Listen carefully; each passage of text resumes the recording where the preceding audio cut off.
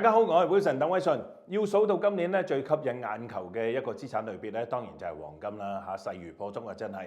尤其是呢一兩個月咧，升得非常之急嘅。我哋之前定落嘅好多目標價咧，其實已經咧提前咧達成㗎啦，已經到晒㗎啦。咁而家講緊嘢嘅時候咧，個黃金個價格咧已經飄咗上去咧，就係4000蚊美金樓上嘅。去到呢啲位。咁我哋咧係繼續咧就係睇好呢個黃金嗰個走勢。咁我哋咧係將我哋嘅黃金嘅目標價咧係將佢調升咗嘅。咁之前咧都喺度分析過好多次啦，有幾個主要嘅因素咧，我哋睇好即係黃金個走勢嘅。咁而家咧再歸納多一次啦。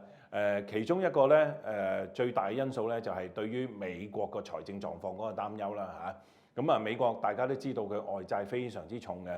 Trump 上台之後咧，更加推出呢一個嘅大而美法案啊，冇節流不特止咧，仲要走去減稅。咁市場而家咧就係擔憂，咁美國喂真係搞唔搞得掂咧？又減稅啊，個財赤又咁犀利嚇，個外債又咁犀利嚇，咁係咪可以真係可以維持到落去咧？咁樣咁所以好自然地咧，就將一啲美元嘅資產咧，或者係手頭上面嘅資金咧，就轉到落去黃金呢一個嘅另類嘅資產去嗰度咧，走去分散一啲啦，或者做一啲嘅對沖嘅。另外一樣嘢咧，當然就係個地緣政治關係啦。2022年咧發生呢一個俄烏戰爭之後咧，咁到而家都未解決啦嚇。咁但係亦都令到全球嗰個地緣政治關係咧非常之複雜嘅。咁再加上中東嘅局勢又非常之複雜啦，係一個火藥庫嚟嘅嚇，經常咧都發生嘅事件啦。咁呢啲嘅地緣政治關係複雜化咧，都令到有好多嘅資金咧走翻落去傳統黃金呢一種嘅避險資產嗰度嘅嚇。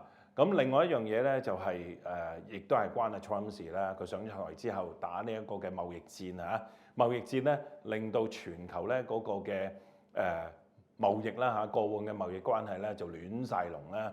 咁啊市場亦都擔憂咧可能會令到咧就係通脹啊，甚至乎咧就係影響到全球嗰個經濟嘅增長。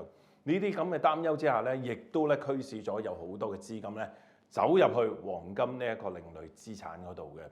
咁啊，再加上而家市場對於美國嗰個息口咧減息嗰個空間咧，咁覺得咧嚟緊咧美國聯儲局咧係會繼續咧會減息嘅。咁呢個都係同阿 Trump 有啲關係啦嚇。咁因為 Trump 強勢管治嚇，咁連呢個美國聯儲局咧都要減埋。咁而家咧亦都要管埋啦嚇。咁而家咧市場就係擔憂呢一個聯儲局咧失咗個獨立性之後咧。哇！咁啊，由阿 Trump 去主導咧，咁當然啦，佢講得好明白嚇，要繼續要減息，要維持一個低息嘅一個環境嘅。咁所以咧，大家都覺得咧，美國嚟緊咧係會有更加大嘅減息嘅空間嘅。咁嚟緊10月、12月，似乎個市場咧都覺得冇懸念㗎啦嚇。呢一個嘅聯儲局咧係會繼續減落去嘅。咁所以咧喺基於咁嘅情況之下咧，咁大嘅減息空間咧，呢個亦都係造就咗黃金嗰個升勢。咁另外，你減息亦都無可避免地咧，將個美元拖低啦。美元跌咧，傳統咧都係有利於呢一個黃金嘅。呢一陣子美元跌得咁急咧，亦都係推升咗咧黃金上升呢一個主要因素嚟嘅。歸納晒呢啲咁嘅因素咧，咁所以咧我哋就繼續睇好黃金咧，係會有上漲空間嘅。咁所以咧，我哋將個目標價咧已經提升咗，去到2026年，即係出年嘅上半年咧，我哋而家嘅目標價咧，就係4450蚊美金嘅。咁喺呢一個嘅時候咧，咁當然啦，中間咧你升咗咁多，中間有啲調整咧，都係即係無可避免。咁但係咧，我哋嘅大方向即係睇呢一個黃金上升咧，呢個大方向咧係冇變到嘅。